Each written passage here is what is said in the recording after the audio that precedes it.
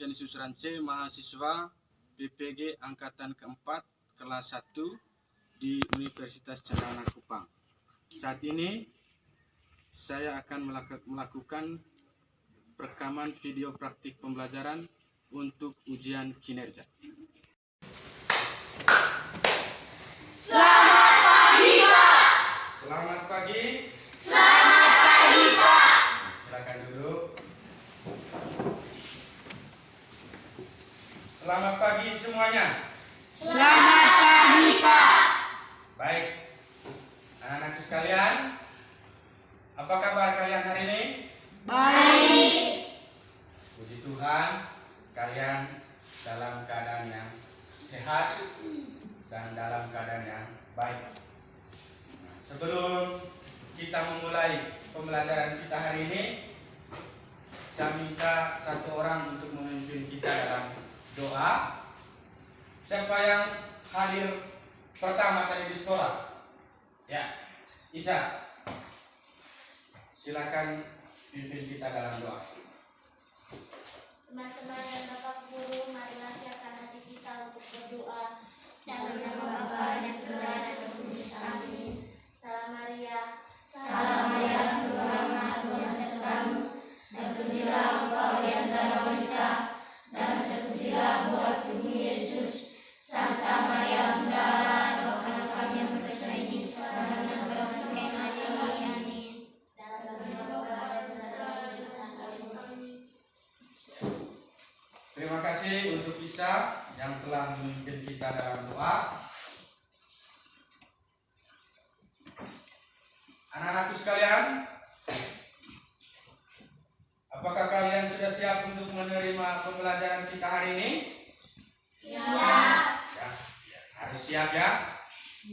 Apapun kondisinya, kita harus selalu siap untuk mengikuti pembelajaran kita setiap hari.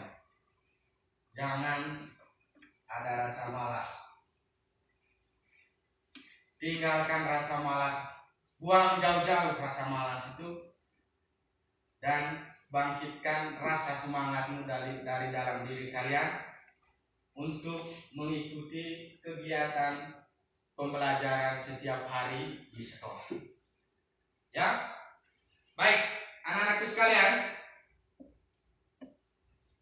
hari ini kita akan mempelajari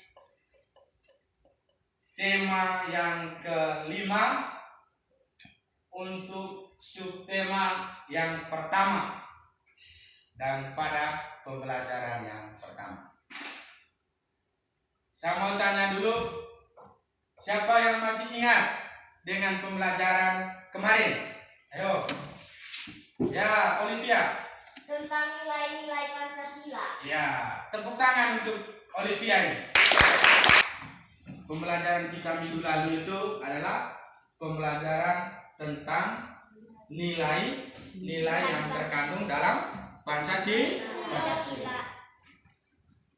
Nah, hari ini kita akan mempelajari materi tentang peninggalan kerajaan Hindu, Buddha, dan kerajaan Islam di Indonesia. Adapun tujuan yang akan kita pelajari dalam pembelajaran yang akan kita lalui secara bersama-sama pada hari ini, yaitu yang pertama, supaya kalian mampu menemukan jawaban dari pertanyaan dari teks yang akan kalian baca.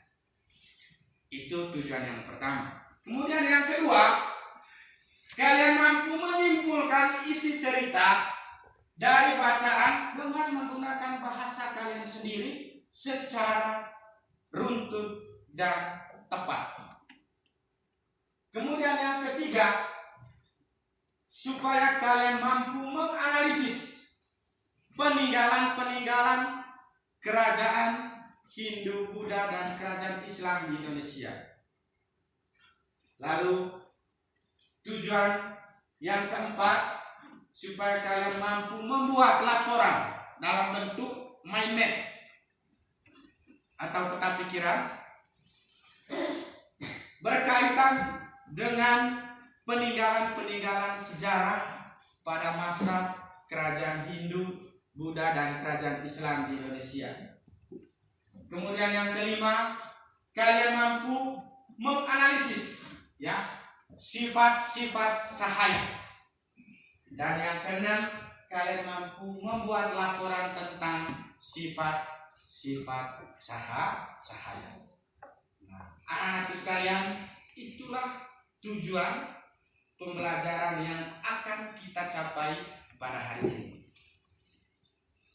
Nah, apa manfaatnya dari pembelajaran yang kita pelajari hari ini?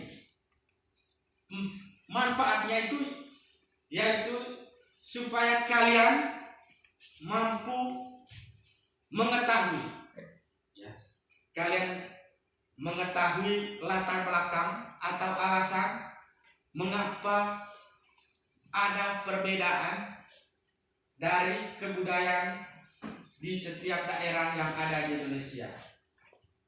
Kebudayaan di setiap daerah yang ada di Indonesia ini sangat banyak dan itu berbeda-beda sekali setiap daerah. Misalnya di Manggarai kebudayaannya lain, di Maumere kebudayaannya lain. Kenapa seperti itu? Nah, untuk bisa mengetahui mengapa terjadinya perbedaan seperti itu di setiap daerah di Indonesia ini, kita pelajari materi ini yang kita pelajari bersama-sama pada hari ini. Itulah manfaat yang sangat besar dari pembelajaran yang kita pelajari pada hari ini. Nah, anak-anakku sekalian, untuk bisa memahami pembelajaran kita hari ini dan tujuan yang akan kita pelajari juga akan tercapai, kita memulainya itu yang pertama dengan membaca. Kita memulainya itu dengan kegiatan yang kita lakukan itu dengan membaca. Saya minta kalian untuk membuka buku, Coba kalian buka buku di halaman yang ketiga. Buka buku halaman yang ketiga. Di situ ada teks bacaan yang berjudul Raja Purnawarman Panji Segala. Baca teks ini dan kalian akan mengerjakan LKPD yang saya bagikan ini, dan kerjakan LKPD ini dengan berdiskusi dengan teman kelompok. Saya bagikan LKPD ini untuk satu kelompok dapat satu LKPD. Nanti kalian akan berdiskusi dengan teman-teman.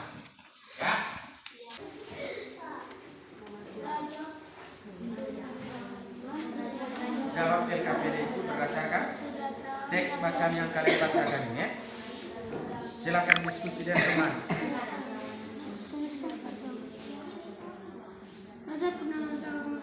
Sudah nomor berapa?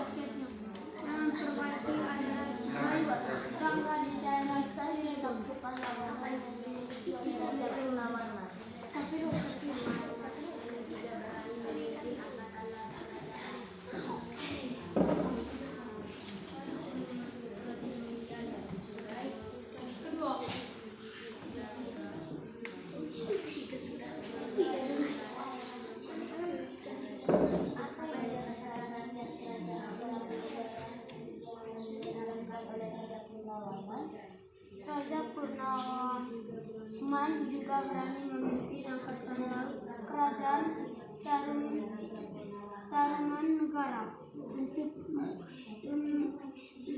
Sudah nomor berapa kalian? Silakan lanjut. Nomor 2 itu tulis meneruskan sikap kepahlawanan yang dimiliki oleh Raja Purnawarman. tidak memiliki sikap kepahlawanan. Sikap kepahlawanan yang dimiliki oleh Raja Purnawarman itu apa saja?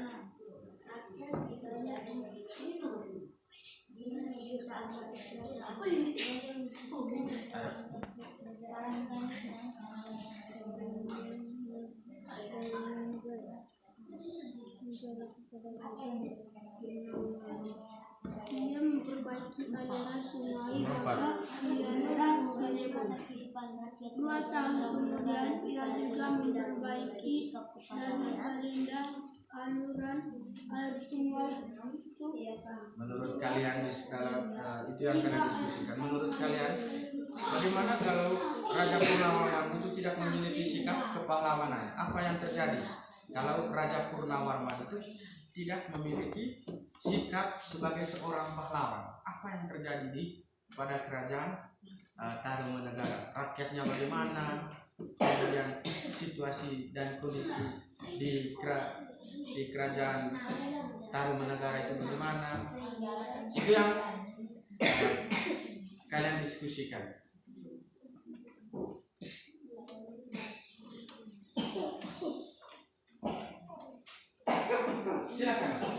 Silakan berdiskusi. Menurut bagaimana kehidupan rakyat kerajaan Tarumanegara jika rakyat memiliki sikap kepahlawanan? Baik, sudah? Yang ini sudah? Ini? Yang di sini? Sudah. Oke, siapa kelompok yang mau mempresentasikan hasilnya itu di depan kelas? Ayo. Ya, kelompok ini silakan bacakan hasil diskusinya itu di depan kelas. Kelompok yang lain silakan mendengar. Ya, kita mendengarkan hasil dari kelompok ini. Ayo. Teman-teman, saya akan membacakan hasil kerja kelompok kami. 1. Tuliskan perjuangan yang dilakukan oleh Raja Purnawarman. Jawaban. 1. Memperbaiki aliran sungai Gangga di daerah Cirebon. 2. Memperbaiki dan memperindah alur sungai Cupu sehingga air bisa mengalir ke seluruh kerajaan. 3.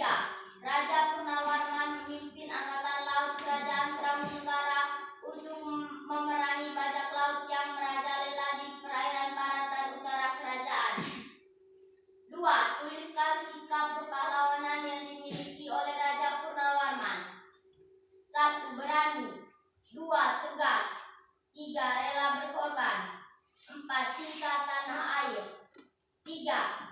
Apa yang dirasakan rakyat kerajaan Tarumanegara atas perjuangan yang dilakukan oleh Raja Purnawarman?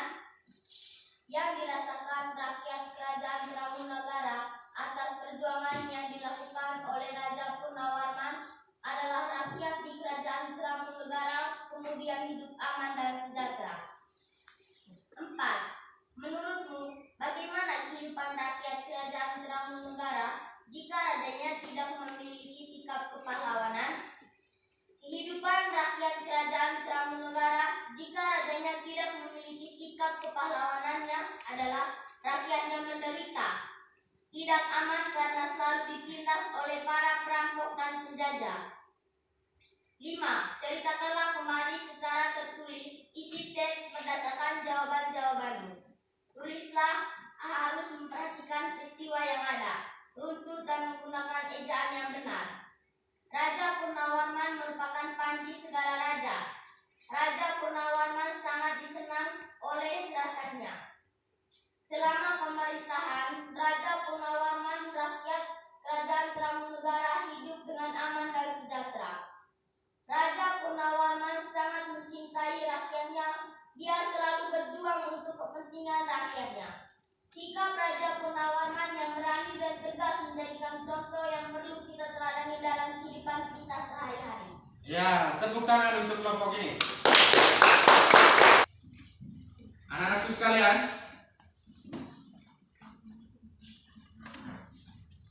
ada sikap-sikap yang perlu kita teladani dari Raja Purnawarman dari kerajaan Tarumanegara. Yang pertama itu adalah sikap-sikap yang perlu kita teladani dari Raja Purnawarman itu yang pertama itu adalah sikapnya yang berani. Sikapnya yang apa? Berani. Nah, dalam kehidupan kita sehari-hari, sikap berani itu kita bisa terapkan itu dengan mengakui kesalahan yang dilakukan. Kita harus mengakui kesalahan yang kita sudah lakukan. Itu berani untuk mengakui kesalahan. Kemudian yang kedua, berani untuk mengambil resiko dari keputusan dan perbuatan. Berani mengambil resiko. Saya contohkan, misalnya sikap berani itu untuk mengakui kesalahan itu. Jika kamu sudah berbuat salah, maka harus secara jujur untuk menyampaikan bahwa saya salah.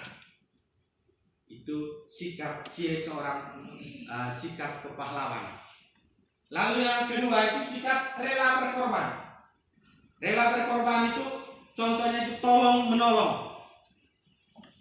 Tolong menolong antara satu sama lain. Jangan berpikir bahwa ini bukan keluarga kami, ini saja keluarga kami, maka ini yang kami tolong. Jangan seperti itu. Kita ini adalah sama.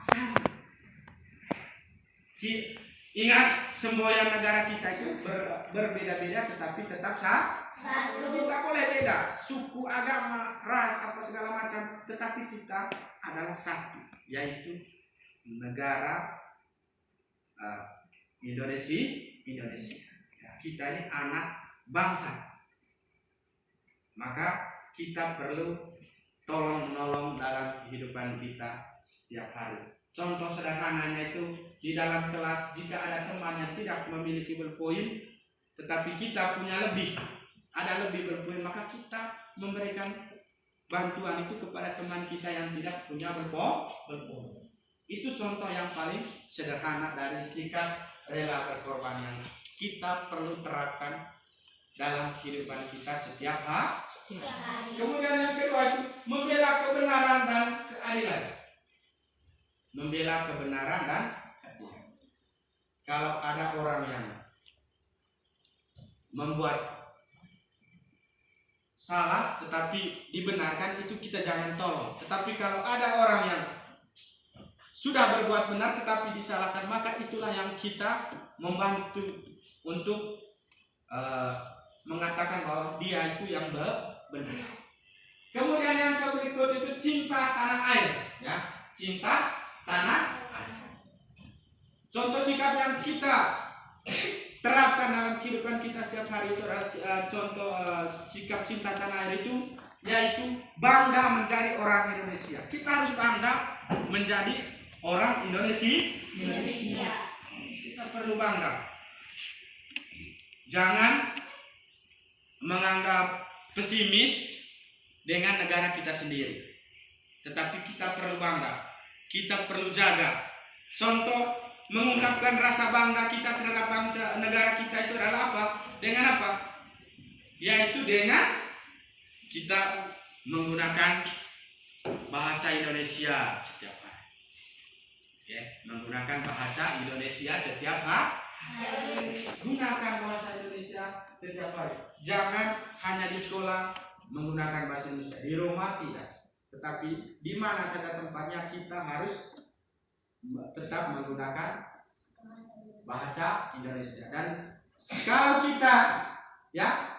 kita sering menggunakan bahasa Indonesia, kita akan terbiasa dan kita akan tidak malu, ya. Kita tidak malu dengan orang-orang yang dari luar daerah kita yang menggunakan bahasa Indonesia. Terkadang kita orang Manggarai itu begitu ketemu dengan orang yang menggunakan bahasa Indonesia, kita jadi malu karena kita tidak terbiasa menggunakan bahasa Indonesia.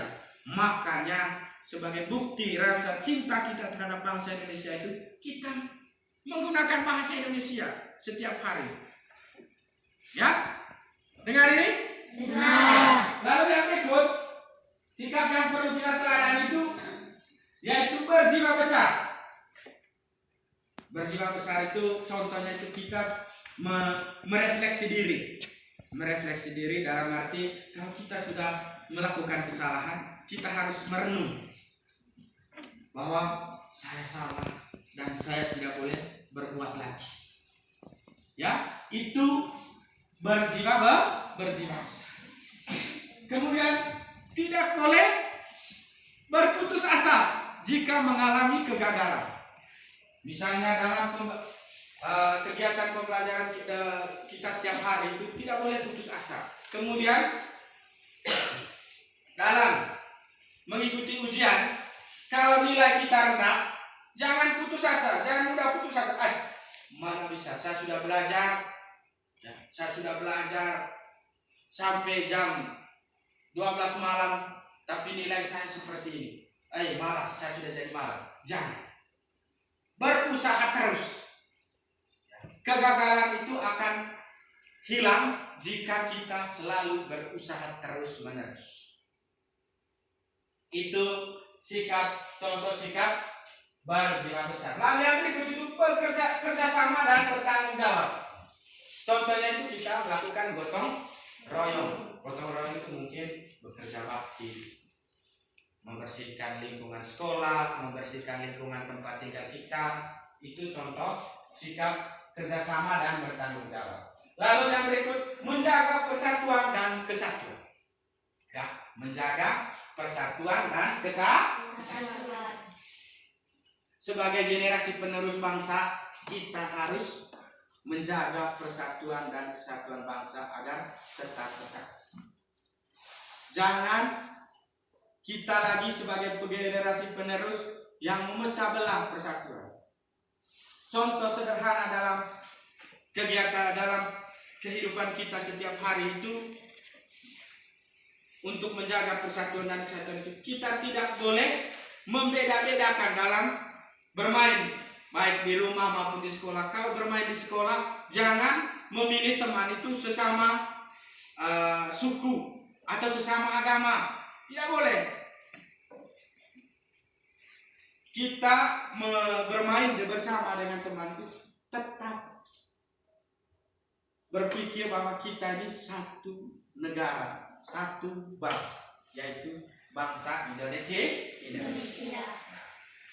Anak-anakku sekalian, itulah sikap-sikap kepahlawanan yang perlu kita tiru dari seorang Raja Purnawarman dari kerajaan Tarumanagara. Ya, itulah sikap-sikap yang akan kita teladan. Teladan ini artinya kita menerapkan sikap yang dimiliki oleh Raja Purnawarman dari kerajaan Tarumanagara itu kita terapkan dalam kehidupan kita setiap hari di dalam lingkungan keluarga, lingkungan sekolah maupun di lingkungan masyarakat. Ya, kita perlu teladan dari tokoh Raja Purnawarman. Anak-anakku sekalian, sekarang kita masuk ke yang berikut itu yaitu mengamati gambar. Nah, sekarang kita masuk ke yang berikutnya itu mengamati gambar. Silakan kalian amati gambar ini. Gambar ini adalah gambar tokoh dan peninggalan dari kerajaan Hindu dan Buddha serta kerajaan Islam yang ada di Indonesia.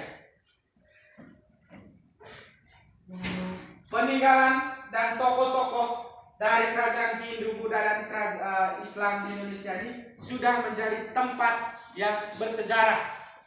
Bahkan ada juga yang menjadi sebagai 7 keajaiban dunia. Kita lihat dari gambar ini, kita akan lihat ya. Yang pertama itu gambar yang ini ada gambar siapa ini? Siapa? Sultan Iskandar Muda. Dia dari kerajaan Aceh. Lalu yang ini? Sultan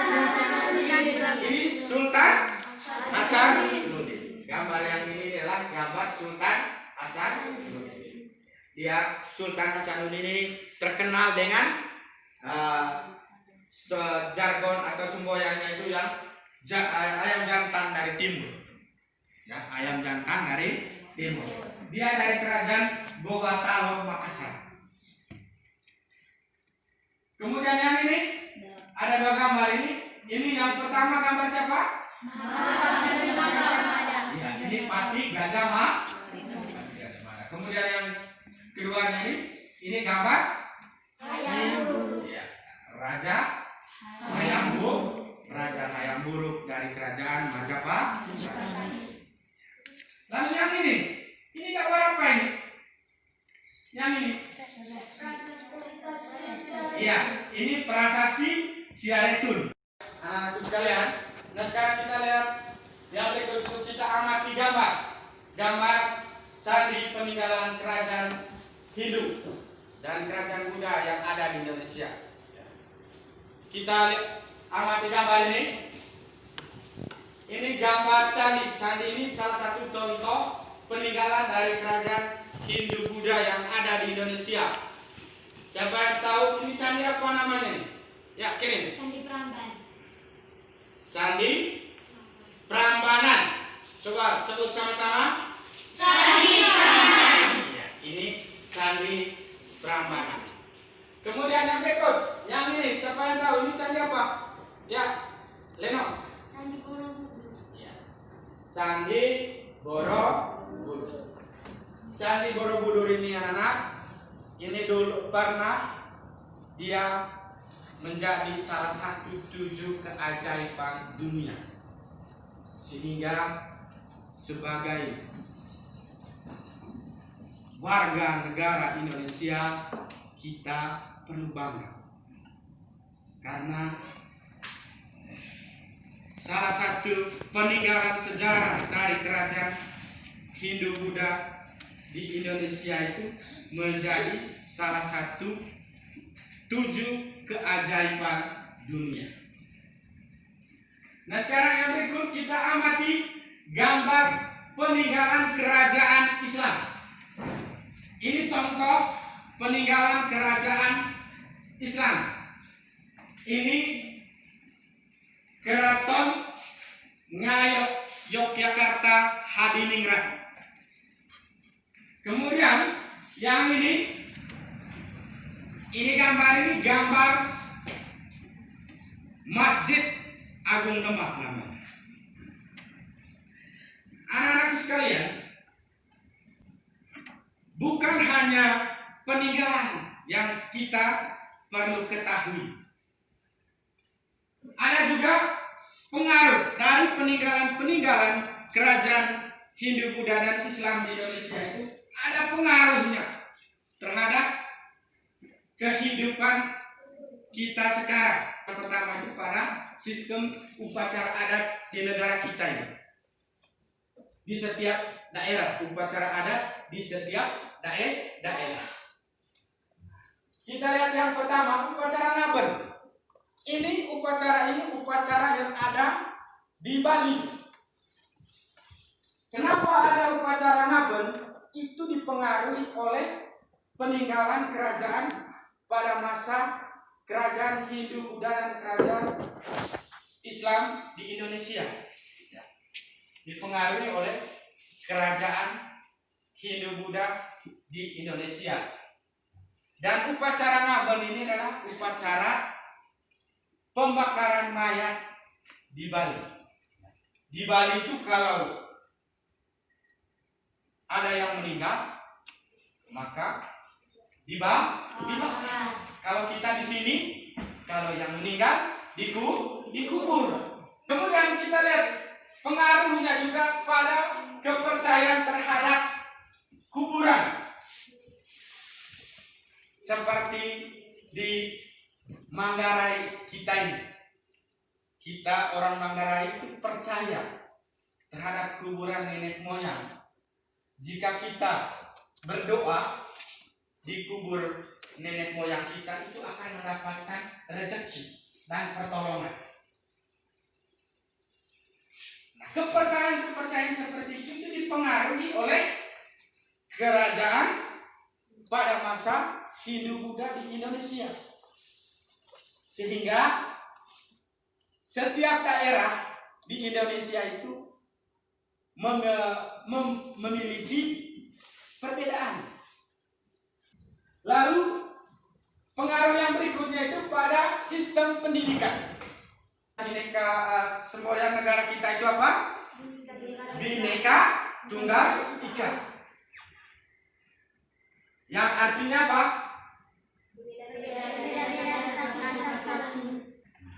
Semboyan negara kita itu menggunakan bahasa Sanskerta. Kenapa tidak menggunakan bahasa Indonesia? Itu karena pada masa kerajaan Hindu-Buddha itu dipelajari tentang bahasa Sanskerta, sehingga semboyan negara kita itu menggunakan bahasa Sanskerta. Kemudian yang berikut itu pada sistem kepercayaan. Sistem kepercayaan itu menyangkut atau berkaitan dengan agama yang dianut. Sehingga banyak ada masyarakat kita, masyarakat Indonesia itu menganut agama Hindu dan agama Buddha karena dipengaruhi oleh kerajaan di Indonesia yang bercorak Hindu dan kerajaan yang bercorak Buddha.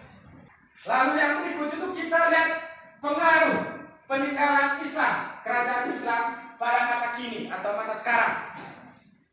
Kita lihat yang pertama itu pada sistem kepercayaan itu banyak warga masyarakat Indonesia itu menganut agama Islam. Kenapa ada agama Islam di Indonesia? Itu karena dipengaruhi oleh kerajaan yang bercorak Islam dulu di Indonesia. Lalu yang berikut pada sistem pendidikan, pengaruh dari kerajaan Islam di Indonesia itu pada sistem pendidikan, adanya pesantren-pesantren. Dan pengaruhnya yang lain itu pada penggunaan kosakata Arab, penggunaan kosakata Arab yang digunakan pada nama orang warga masyarakat Indonesia yang menganut agama Islam. Misalnya seperti Abdullah, Muhammad. Sekalian, nah sekarang kita lanjut ke yang berikut itu. Kita amati gambar ini, kedua gambar ini. Coba amati baik-baik kedua gambar ini. Gambar yang pertama ini adalah gambar cermin. Cermin ini cermin peninggalan kerajaan Majapahit. Lalu gambar yang kedua ini gambar seorang anak yang sedang bercermin. Nah, apakah kamu sebelum datang sekolah tadi bercermin tidak? Bercermin. Pernahkah kamu berpikir bahwa di saat kamu bercermin, mengapa diri kamu itu, wajah kamu itu ada pada cermin? Ya, tepuk tangan untuk teman kita ini. Alasannya mengapa saat kita bercermin wajah kita itu ada pada cermin, itu karena adanya cahaya. Baik, anak-anakku sekalian, sekarang kita akan melakukan percobaan untuk menganalisis sifat-sifat cahaya. Untuk bisa melakukan analisis ini dan melakukan percobaan, kita siapkan bahan. Kalian sudah siapkan bahan? Siap. Nah, sekarang kita akan melakukan, setiap kelompok akan melakukan percobaan analisis cahaya, sifat-sifat cahaya berdasarkan LKPD yang saya bagikan ini. Dan pada LKPD yang saya bagikan ini ada langkah-langkah kerjanya, sehingga kamu akan melakukan percobaan itu berdasarkan langkah-langkah kegiatan yang ada pada LKPD. Sekarang coba kalian buktikan bahwa apakah cahaya itu dapat merambat lurus. Posisi kartonnya itu sudah benar seperti ini, dan silakan buktikan apakah cahaya lilin itu dapat dilihat dari lubang karton ini. Silakan kalian buktikan dengan menggunakan pertanyaan-pertanyaan yang ada pada LKPD. Ya. Dari pertanyaan itu. Iya, bisa dapat dia.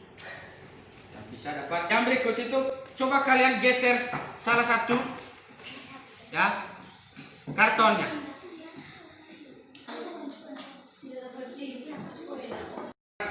Kelompok kamu akan membuktikan sifat cahaya yang dapat menembus benda bening. Kita menggunakan gelas bening. Hasilnya bagaimana? Tembus. Kita coba dengan buku tulis. Tidak tembus. Tembus. Sekarang kita coba dengan karton. Tidak tembus. Pantulkan cahaya senter dengan buku tulis.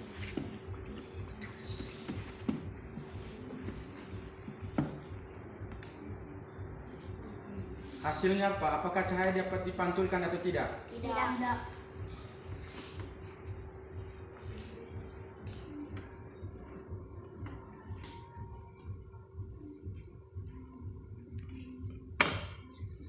Sekarang kita ganti dengan cermin.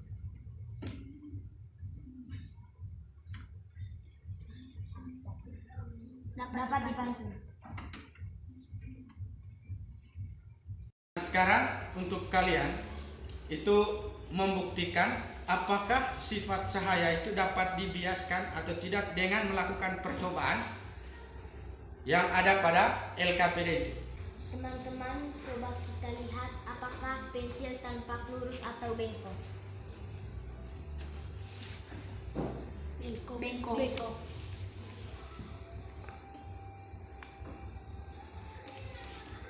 Baik, anak-anak sekalian, kalian sudah melakukan percobaannya tadi. Nah, sekarang saya minta kepada kalian untuk setiap kelompok untuk membacakan kesimpulannya dari percobaan yang sudah kalian lakukan. Kesimpulan dari percobaan yang kami lakukan adalah cahaya dapat merambat lurus. Ya, kita tepuk tangan untuk kelompok mereka. Kesimpulan dari percobaan yang kami lakukan adalah cahaya dapat dibiaskan. Ya, tepuk tangan untuk kelompok mereka. Sekarang dari kelompok ini. Kesimpulan dari percobaan yang kami lakukan adalah cahaya dapat menembus benda bening. Cahaya dapat dipantulkan. Tepuk tangan untuk kelompok mereka.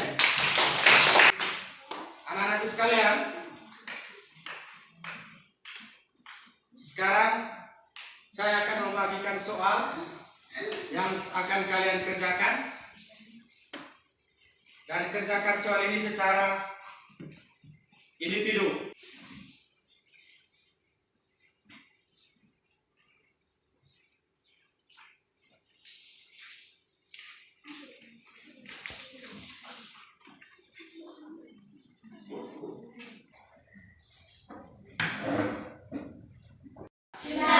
Silakan kumpulkan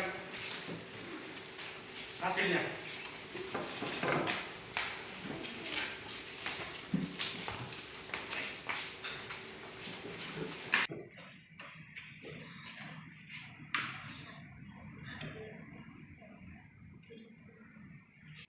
Baik, anak-anakku sekalian, hari ini tadi kita telah mempelajari tentang peninggalan dan juga tokoh-tokoh dari kerajaan Hindu, Buddha, dan Islam di Indonesia.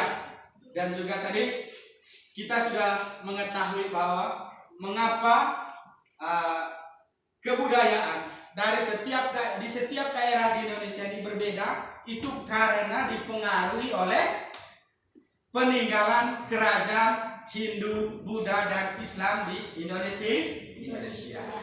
Dan juga kita telah mempelajari sifat cahaya. Sifat-sifat cahaya tadi itu apa? Yang pertama apa? Cahaya dapat dipantulkan. Kemudian cahaya dapat menembus benda bening. Kemudian cahaya dapat merambat lurus. Kemudian cahaya dapat dibiaskan.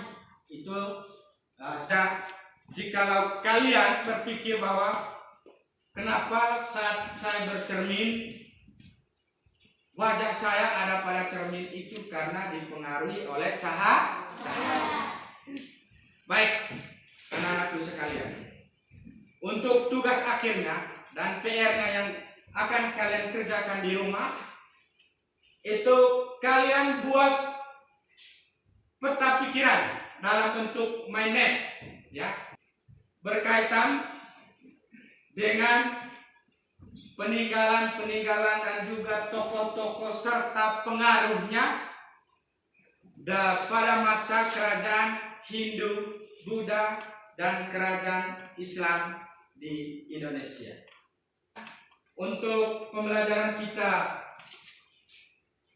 selanjutnya, yaitu kita masuk pada tema pembelajaran yang kedua, tetap pada subtema yang pertama ini dan juga pada tema yang kelima. Dan untuk hari ini kita sampai di sini saja dulu.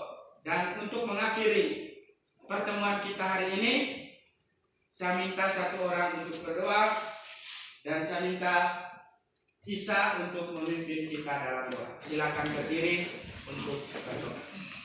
Teman-teman dan Bapak Guru, marilah siapkan hati kita untuk berdoa dan